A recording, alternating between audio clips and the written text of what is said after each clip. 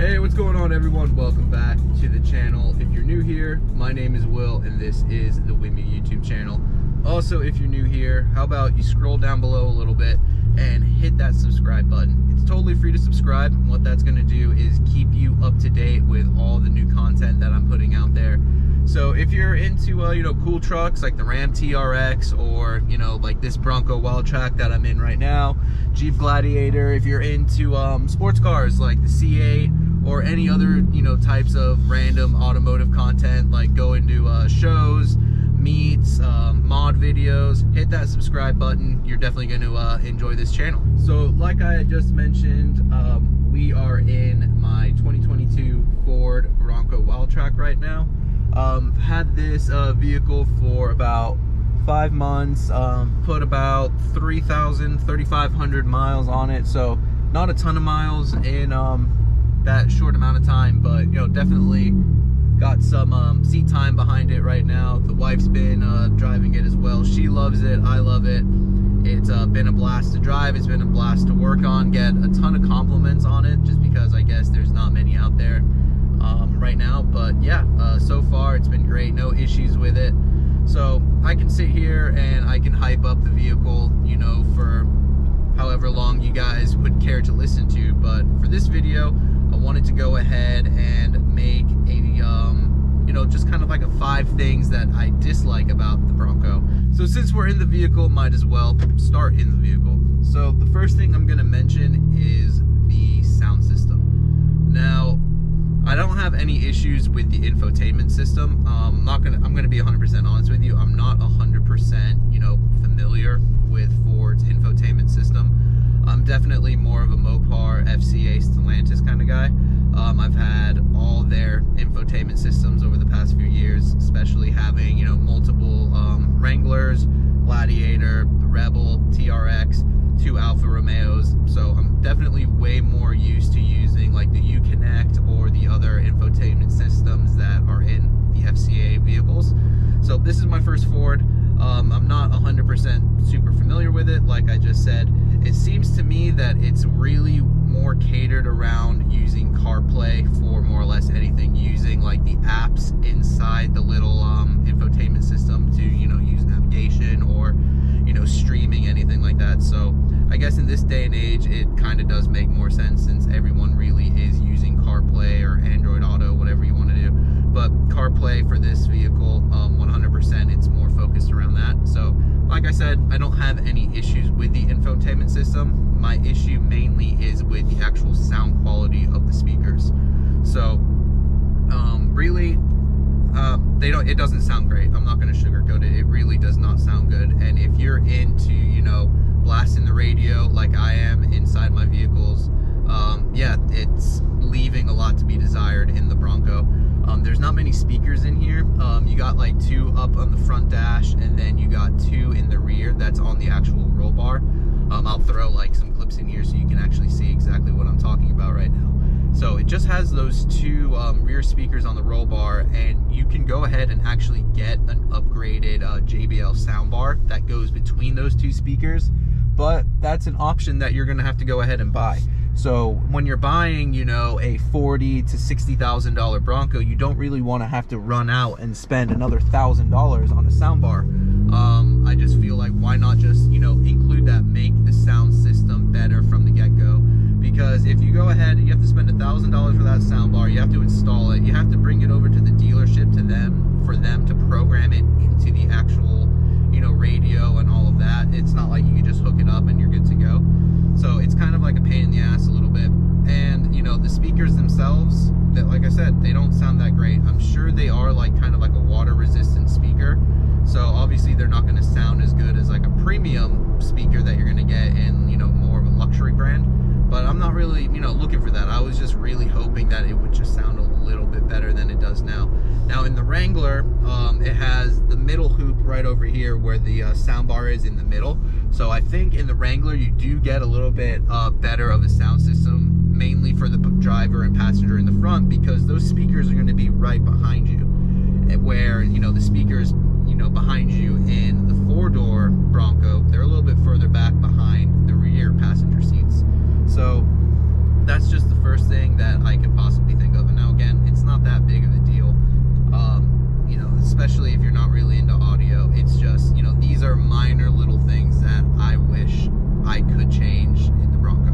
now for the second thing. It doesn't really, you know, affect me all too much as being the driver in here. But if I have a full car in here, you know, 4 people, this kind of becomes a little bit of an issue, and that is that there's no rear AC vents for the back seat. So it's the same thing in the Wrangler actually. So in the center console right back here, there's no AC vents. I really wish that they would have added some rear AC vents back there. I'm not really sure what the whole thought process was behind not adding them back here. Now again, the Wrangler doesn't have them, so the only thing that I could possibly think maybe is that it would have been an issue to route some sort of ductwork in the flooring. Maybe they were thinking that a lot of these vehicles were going to be, you know, treading through water, where they didn't want, you know, the wet interior mixing with, you know, the cool AC vents underneath. Maybe that would have promoted some sort of like moisture issues, any sort of mold growth, anything like that. Again, I'm just trying to think why they possibly didn't do that. But yeah, I really wish they would have some AC vents back there. Maybe they thought that the AC was so good up front, because it really is good AC up front. It's very strong, very cold AC. Maybe they thought that it would just reach the rear passengers. Or maybe it has something to do with that there's a 2-door version and a 4-door version, that they didn't want to make different AC vents. I'm not really too sure. I'm not an engineer for Ford, so I can't really give you that answer. It's just, I really wish they would have had AC vents back here, mainly for me, and I'm sure for thousands of other people. I have a baby. She rides in the back, and I really wish I would have an AC vent back there for her, because in Florida, it gets really freaking hot here. Now, I know some people are going to say, oh, well, you know, when you remove the top, it doesn't really matter. You're going to still get that, you know, ambient air, the wind blowing in and everything. But honestly, in Florida, it gets so hot and it gets so humid. Even with having the roof off, I still like to, you know, have the AC on a low setting, just so you get that nice cold air. Because trust me, you know, warm air in Florida hitting you, you're still going to sweat. It's still nice to have that little bit of AC, even with the roof off. Now, again, I know this isn't a massive issue, but again, I'm going to keep reiterating this. This is just my little quirks that I have with the Bronco. They're not big deals. It's just something that I want to throw out there, and maybe you guys can relate to me as well on these. Okay, so now that we're outside, how about we go ahead and talk about a few other things that I wish were different about the 2022 Bronco. So the next thing I want to mention has to do with the Sasquatch package. So the Sasquatch package is an option that you can get on your Bronco. On all the Wildtraks, it comes standard. So what that package includes are the 35-inch Goodyear tires. You get the Bilstein suspension, and you also get these cool wheels up here. So these are the beadlock capable wheels. So beadlocks, obviously, they're not DOT approved. They're not going to come installed from the dealership because, you know, federally, you can't drive everywhere on a beadlock. So obviously it's a liability for the dealership to go ahead and install those on your Bronco. So I think it's kind of annoying. What Ford did was they sell you a beadlock capable wheel with the Sasquatch package, but to actually run a beadlock, you have to go ahead and purchase the additional beadlock rings. So these rings that are on here right now, they're just more or less like a beauty ring. It's more cosmetic than anything else. If you actually want to run a beadlock, you have to go ahead, go to Ford and spend another $1,000, and they give you the actual rings where you could go ahead and secure the tire to the wheel. So I think it's kind of dumb that you're spending, you know, around $3,000 for a package, then they're giving you beadlock capable wheels, but they're not giving you the actual ring itself to install them. You know, again, Ford, you know, people are spending good money on these things. The kit, the option itself, you know, almost $3,000. I think $2,500, $3,000. I'm not 100% sure how much it cost. But yeah, just give us the, you know, just give us the rings, include them, you know, throw them in the trunk. And, you know, if, you know, the hardcore, you know, off-road people want to, you know, run beadlocks, you know, they're spending money buying a good rig like this, you know, just give them the beadlock wheels or rings to begin with. For me, it's not a huge deal, but again, I'm sure there's a lot of off-roaders out there that are kind of frustrated that they're spending, you know, good money on the Sasquatch package as well as the Bronco, and then they're having to run out and spend another $1,000 to get the actual rings to use those beadlocks. So next thing on the list, It's not a huge deal, but again, just something very minor that I wish Ford would have included, especially for people like me who like to work on their Bronco, like to do all their maintenance, is underneath the hood over here. So go ahead, pop the hood, and I don't know if you can see, but there's no hood struts up here. So let me go ahead and I'll show you exactly what I'm referring to. There's no hood struts. You just get the old school hood prop right here.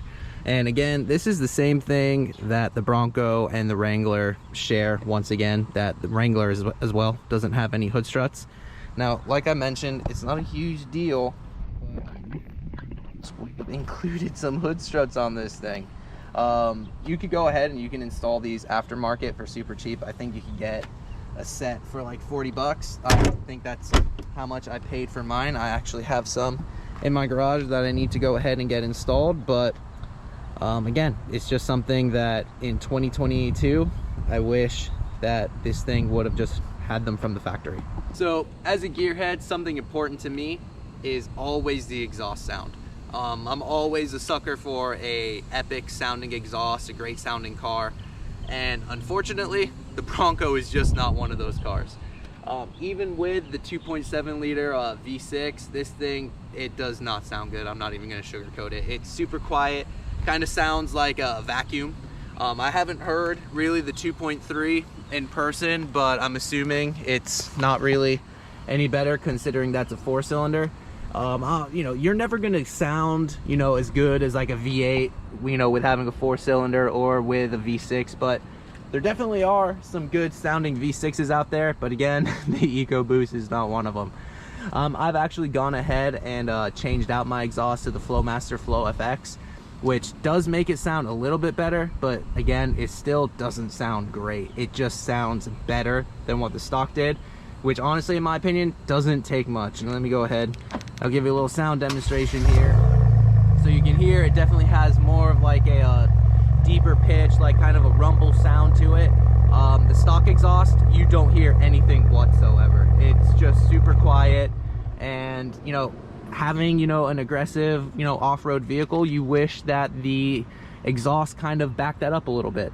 But even with the Raptors, the F-150 Raptors, they don't sound all that great either, so it doesn't really surprise me all too much that the Bronco doesn't sound good. But I do wish that there was somehow that the exhaust just could have sounded a little bit better. I know that's, you know, asking for a little bit too much, being a little bit unrealistic, because they can't really, you know, change the exhaust because, you know, it's the engine that produces the exhaust. But once again, I do wish that it did sound a little bit better.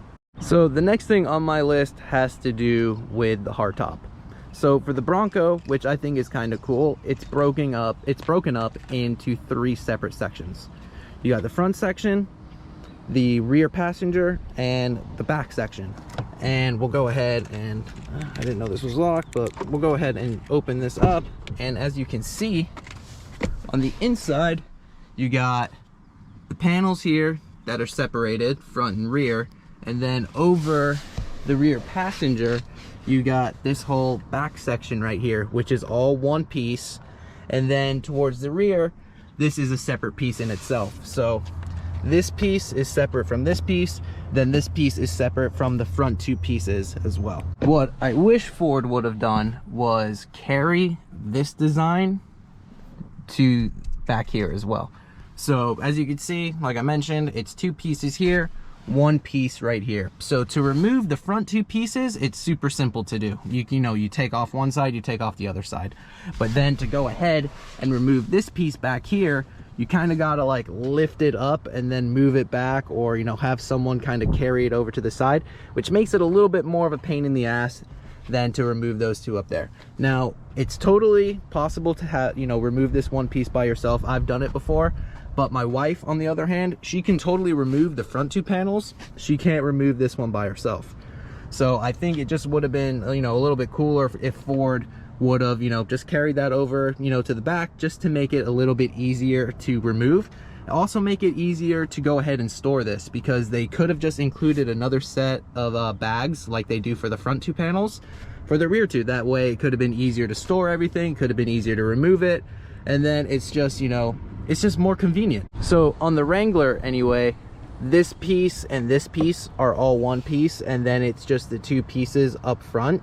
So on the Wrangler it's 3 pieces, on the Bronco it's 4 pieces. So I do like the design in general better on the Bronco, you know, just for, you know, making it lighter in the rear to go ahead and carry that off, because I remember getting into many frustrating situations with my Wrangler removing the hardtop. But I do wish it just would have been a little bit easier to remove, you know, the Bronco top by just making this piece back here 2 pieces, and it would just, in my opinion, be better. Now, I will say they probably didn't do that because it might be one more part for the actual roof to leak. I guess like this seam right here is, you know, could be a potential leaking point, and they wanted to eliminate that risk by just making this panel all one. Maybe it has something to do with making the car more rigid or more safe. I'm not 100% sure, but again, this is just my opinion, and I wish that would have been the case for the hardtop on the Bronco. All right guys, so those were just a few little minor things that I dislike about my Bronco. And you know, I keep saying this, but I absolutely love this thing. There's really no thing that I absolutely hate about this Bronco. It's been a blast. It's been you know, great to work on. I've really enjoyed it. The family's really enjoyed it. So I have no regrets whatsoever. If you're thinking about picking up one of these things, I definitely recommend it because they really are a blast. And if you're cross shopping the Wrangler, I really hate to say this because I'm a Mopar guy, I think this is the better choice. Unless you're going with the 392 Rubicon, then yeah, definitely pick up one of those things because those things are going to be a future collector item. And if you're looking to pick up a Raptor, a Bronco Raptor, good luck to you because the prices on those things are absolutely ridiculous right now. But if you're looking just to pick up a Wildtrak or a Badlands or an Outer Banks or even a base model to build up, do it. You're going to love it. So that's going to do it for this one, guys. My name's Will. This is the Wimmy YouTube channel. Once again, hit that like button down below, hit that, you know, subscribe button, comment down below. Let me know a few things that you dislike about the Bronco. That way, you know, we could go ahead, start some good conversation down below, and maybe there's a few things that I overlooked that you guys can teach me about the Bronco, because I'm still learning about this thing. I'm a Mopar guy. This is my first Ford, so it's been a fun experience so far, but I'm always down to learn some more things. So that's gonna do it, guys, and I'll see you in the next one. Later.